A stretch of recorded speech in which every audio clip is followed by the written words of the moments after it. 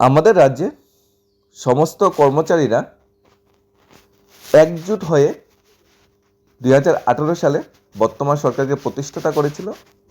Reason বা কারণ একটাই ছিল, দীর্ঘ 25 বছরের কর্মচারী বঞ্চনা যা বাম সরকার তৈরি করে দিয়েছিল, সেই বঞ্চনা দূরীকরণ হবে সে আশা প্রত্যাশা নিয়ে বর্তমান সরকারকে প্রতিষ্ঠিত করা হয়েছিল।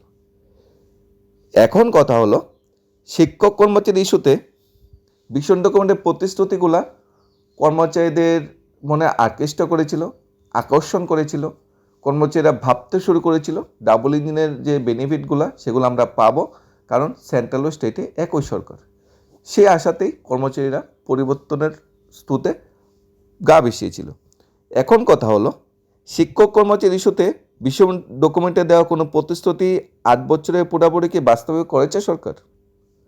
8 বছরে কোনো অনিয়মিত ডিআরডব্লিউ চুক্তিবদ্ধ সরকারি কর্মচারীদেরকে নিয়মিত করেছে সরকার? সপ্তম বেতন কমিশন রিপোর্ট কি কার্যকর করেছে বর্তমান সরকার? ইতিমধ্যে কেন্দ্রীয় সরকার তাদের শিক্ষক কর্মচারীদের জন্য অষ্টম বেতন কমিশন গঠন করলেও রাজ্য বিজেপি সরকার এখনও এই ব্যাপারে কুম্ভ নিন্দায়। ফলে সপ্তম বেতন কমিশনের মতোই অষ্টম বেতন কমিশন থেকেও বঞ্চিত থাকার আশঙ্কায় রয়েছে বর্তমান রাজ্যের শিক্ষক কর্মচারী। এদিকে রাজ্যব্যাপী শিক্ষক কর্মচারী মহলের অভিযোগ, শিক্ষক কর্মচারী ইস্যুতে বিশ্ব ডকুমেন্টে দেওয়া প্রতিশ্রুতি খেলাফই নয়, রাজ্যের বর্তমান সরকার আদালতের রায় পর্যন্ত কার্যকর করছে না।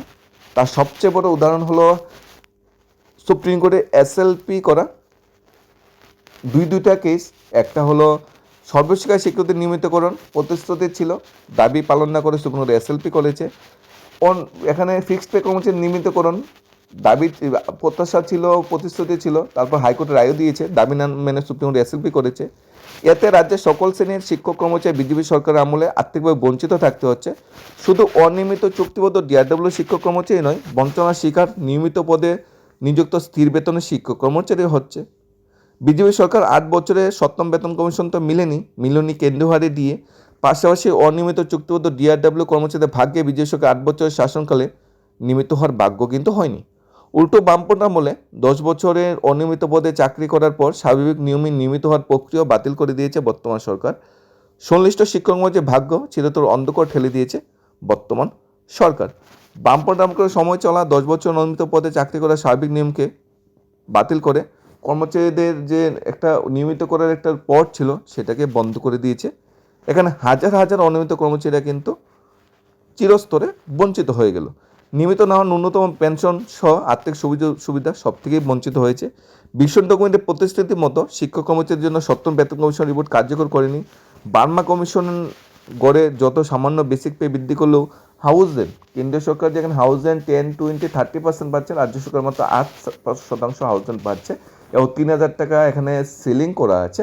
যদিও কেন্দ্রীয় সরকার ত্রিপুরার যে ক্যাটাগরির রাজ্যে পড়ছে, কেন্দ্রীয় সরকারের ন্যূনতম হাউসের 16 থেকে 18% পাচ্ছে। ত্রিপুরায় যারা কর্মচারী আছে কেন্দ্রীয় সরকারের অধীনে, তার ত্রিপুরা কর্মচারী 16 থেকে 18% হাউস পাওয়ার কথা। মাননীয় অর্থমন্ত্রী কিন্তু সেই বিষয়ে দৃষ্টি আকর্ষণ করেছে। মাননীয় মুখ্যমন্ত্রী কিন্তু বলেছে হাউস রেন্টের বিষয়ে বিবেচনাধীন, কিন্তু এখন পর্যন্ত কিন্তু তার কোনো সলিউশন হয়নি। 22% দিয়ে সেটা তো আলাদা বিষয়, সেটা তো বঞ্চনা রয়েই গেছে। মেডিকেল অ্যালাউন্স সহ অনেক আর্থিক সুবিধা যেটা কেন্দ্রীয় সরকারি কর্মচারীরা পাচ্ছে, ত্রিপুরা সরকারি কর্মচারীরা পাচ্ছে না। ফলে 8 বছর শিক্ষক কর্মচারীদের বেতন সপ্তম বেতন কমিশনের মতো বা সপ্তম বেতন কমিশন হোক বাস্তবে বা ভাগ্য কিন্তু জুটেনি। অথচ কেন্দ্রীয় সরকার তাদের শিক্ষক কর্মচারীদের জন্য ইতিমধ্যে অষ্টম বেতন কমিশন গঠন করেছে। ত্রিপুরার শিক্ষক কর্মচারীদের জন্য আদৌ বিজেপি সরকার অষ্টম বেতন গঠন করবে কিনা এ ব্যাপারে এখন পর্যন্ত রাজ্য সরকার সুস্পষ্ট ঘোষণা করা হয়নি। এখন পর্যন্ত সেই বিষয়ে কোনো ক্লিয়ার স্টেটমেন্ট দেওয়া হয়নি। ফলে সপ্তম বেতন কমিশনের মতো অষ্টম বেতন কমিশন গঠন নিয়ে সরকার কী ভূমিকা নেবে তা নিয়ে অনিশ্চয়তায় ভুগছে ত্রিপুরা শিক্ষক কর্মচারীরা। শিক্ষক কর্মচারী ইস্যুতে বিজেপি সরকারের নেতিবাচক ভূমিকায় রাজ্যব্যাপী কর্মচারী মহলে ক্ষোভ ও অসন্তোষ বিরাজ করছে। এদিকে ভীষণ ডকুমেন্টে 50,000 শূন্যপদে নিয়োগের প্রতিশ্রুতি দিল, গত 8 বছরে 50,000 চাকরিও জোটেনি। সরাসরি শূন্যপদে বিভিন্ন দপ্তরে কিছু নিয়োগ হলেও তাও হচ্ছে ফিক্সড পেতে। উল্টো সরকার আউটসোর্সিংয়ের মাধ্যমে চাকরিতে নিয়োগ করায় বেকার চাকরিতে নিয়মিত হওয়ার কোনো সুযোগ পাবে না। এখন আউটসোর্সিংয়ের ব্যাপারটা এরকম, বিভিন্ন সরকারি দপ্তরে বিভিন্ন সরকারি আমাদের পিডাব্লিউডি হোক, বিদ্যুৎ দপ্তর হোক, আমাদের রেভিনিউ ডিপার্টমেন্ট হোক, ফরেস্ট ডিপার্টমেন্ট হোক, ফায়ার সেফটি ডিপার্টমেন্ট হোক, প্রত্যেকটা ডিপার্টমেন্টে কিন্তু আউটসোর্সিং মাধ্যমে কর্মচারী নিয়োগ করা হচ্ছে। তার সফটওয়্যারদের মাধ্যমে হোক বা থার্ড পার্টি কোনো অর্গানাইজেশন বা কোম্পানির মাধ্যমে হোক। অর্থাৎ আউটসোর্সিং চাকরি আজকালকার দিনে একটা ট্রেন্ড হয়ে গেছে। নিয়মিত চাকরি যদি 10টা হয়, আউটসোর্সিং চাকরি হচ্ছে 20টা, ম্যাক্সিমাম আউটসোর্সিং চাকরি হচ্ছে। এগুলো হচ্ছে 11 মাসের কন্ট্রাকচুয়াল চাকরি, যেখানে না ডিএ দেওয়া হবে, না ইনক্রিমেন্ট দেওয়া হবে, না এইচআরএ, না এমএ, কিছুই দেওয়া হবে না। 11 মাস পরে চাকরি থাকবে কিনা তার কোনো নিশ্চয়তা নেই। একদম নিয়মিত পদে চাকরি দিতে যেখানে 25-30 হাজার টাকা বেতন দিতে হতো ফিক্সড পেতে, সেখানে আউটসোর্সিংয়ের মধ্যে 10-12 হাজার টাকা বেতনে কর্মচারী নিয়োগ করা হচ্ছে এবং হাইলি প্রফেশনাল কোয়ালিফাই ক্যান্ডিডেটরা অ্যাপ্লাই করছে এবং চাকরি করছে। অর্থাৎ আউটসোর্সিংয়ের যে গল্পটা, আউটসোর্সিংয়ের যে বিষয়টা, এটা একটা কালো অধ্যায় বর্তমান সময়ে। ম্যাক্সিমাম দপ্তরে কিন্তু আউটসোর্সিং চাকরি হচ্ছে। হেলথ ডিপার্টমেন্টে 800+ পোস্ট ক্রিয়েশন করা হয়েছে এবং দপ্তর রিক্রুটমেন্ট চলছে আউটসোর্সিংয়ের মাধ্যমে। নার্সিং অফিসার আউটসোর্সিংয়ের মাধ্যমে নিয়োগ চলছে। Group C, group D category clerical staff আউটসোর্সিংয়ের মাধ্যমে নিয়োগ চলছে। অর্থাৎ এই নিয়োগগুলা 11 মাস পরে নাও থাকতে পারে। আবার এই নিয়োগগুলোতে চাকরির নিশ্চয়তা থাকছে না, চাকরিতে বেতন বৈষম্য থাকছে। সব কিছু মিলে আউটসোর্সিং কিন্তু একটা বিরাট বড় একটা জাল। যে জালের চক্করে বা যে জালে পড়েছে তার মানে কর্মচারীর জীবনটাই অনেকটা বিতৃষ্ণায় বলা যাবে। কারণ পাশাপাশি লেভেলের কর্মচারীরা বেশি বেতন, সমস্ত সুবিধা পাচ্ছে, আমি করছি, কিন্তু আমার চাকরিটা থাকছে আউটসোর্সিং মাধ্যমে। পাশাপাশি ফিক্সড পেতে নিয়োগ বা সর্বশিক্ষা নিয়োগে রাজ্য সরকার সুপ্রিম কোর্টে এসএলপি করেছে। যেগুলা প্রতিশ্রুতি ছিল সেগুলো প্রতিশ্রুতি বাস্তবায়ন না করে, হাইকোর্টের নির্দেশ কার্যকর না করে, রাজ্য সরকার কর্মচারীর বিরুদ্ধে সুপ্রিম কোর্টে পর্যন্ত যেতে বাধ্য হচ্ছে। অর্থাৎ কর্মচারী বন্ধু, কর্মচারী বান্ধব সরকার আমরা বলছি, কিন্তু কর্মচারীদের বিরুদ্ধে সুপ্রিম কোর্টে রাজ্য সরকারকে টেনে নিয়ে যাওয়া হচ্ছে। রাজ্য সরকার সুপ্রিম কোর্টে গিয়েছে এবং এটা আমলাতন্ত্র হোক, মাননীয় মন্ত্রিসভা বা মন্ত্রীদের পরামর্শে হোক, কিন্তু রাজ্য সরকার কিন্তু সুপ্রিম কোর্টে কর্মচারীদের বিরুদ্ধে গিয়েছে। এখন সুপ্রিম কোর্টে যে শিক্ষকরা, ফিক্সড পে শিক্ষকরা কেস করেছে, মানে এসএলপি যে শিক্ষকরা আছে তারাও সুপ্রিম কোর্টে গিয়ে আপিল করেছে যে একতরফা শুনানির আগে আমাদের বক্তব্যটা শুনতে হবে, আমরা কী চাই সেটা শুনতে হবে।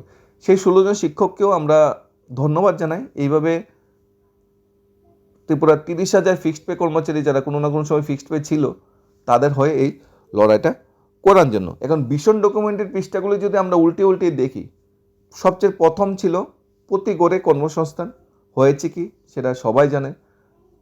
7 পে কমিশন, 7 পে কমিশনে কী ছিল, ফিটমেন্ট ফ্যাক্টর ছিল, সেটা পেয়েছে কি ত্রিপুরা সরকার কর্মচারীরা। ডেট অফ এফেক্ট কি এটা সবাই জানে। 7 পে কমিশনে বর্তমানে ডিএ কত চলছে, ত্রিপুরায় ডিএ কত, সেটা হাউস এন্ডে বঞ্চনা ঠিক হয়েছে কিনা সেটা সবাই জানে। সেন্ট্রাল 7 পে কমিশনের গ্র্যাজুয়েটি 25 লক্ষ, ত্রিপুরায় 10 লক্ষ। অর্থাৎ 7 পে কমিশনের সাথে ত্রিপুরার পে রিভিউ তুলনা করলে মানে পার্থক্য যদি আমরা দুই সাইডে যদি পার্থক্য বা ডিফারেন্সের কলাম করি, একটা ত্রিপুরা সরকারি কর্মচারী 7 পে রিভিউ, একটা সেন্ট্রাল 7 পে কমিশন, না হলেও 25 থেকে 30টা ডিফারেন্স বের করা যাবে। আর মিল যদি বলা হয়, মিল দুইটার ভিতরে মিল কি, তাহলে হয়তো একটা কি দুইটা মিল পাওয়া অনেকটা কষ্টসাধ্য হবে। মিল হবে ওই ওপিএস, ত্রিপুরাতে এনপিএস, সেন্ট্রালে এনপিএস, এই কটা মিল হতে পারে। ত্রিপুরাতে UPS, central UPS, pension scheme, এই 1-2টা মিল হতে পারে। ম্যাক্সিমাম কিন্তু 7 পে কমিশনের সাথে ত্রিপুরার যে পে রিভিউ, এটার ডিফারেন্স কিন্তু এখনও রয়ে গেছে। এবং ভীষণ ডকুমেন্টের প্রতিশ্রুতি কিন্তু সেভাবে কার্যকর করা হয়নি। আরও প্রতিশ্রুতি দেওয়া হয়েছিল অনিয়মিত চুক্তিবদ্ধ কর্মচারীদের নিয়মিতকরণ করা হবে ধাপে ধাপে, সেটা এখনও বাস্তবায়ন হয়নি। ফিক্সড পরিত্যাগ করা হবে, বাস্তবায়ন হয়নি। সর্বশেষ চুক্তিতে নিয়মিত করা হবে, এখনও বাস্তবায়ন হয়নি। পাশাপাশি 50,000 চাকরির প্রতিশ্রুতি দেওয়া হয়েছিল প্রথম বছরে, সেটাও কিন্তু এখনও বাস্তবায়ন হয়নি। অর্থাৎ ভীষণ ডকুমেন্টের সাথে বর্তমান সময়ের তুলনা করলে অনেকটা তফাৎ, অনেকটা ফারাক রয়ে গেছে।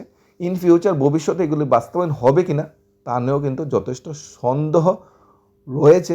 আর যে পরিস্থিতি বর্তমানে সৃষ্টি হচ্ছে, যেটা যদি আমরা আশাও করে নিই হবে বাস্তবায়ন, তবে সেটা হবে অযৌক্তিক এবং অবাস্তব।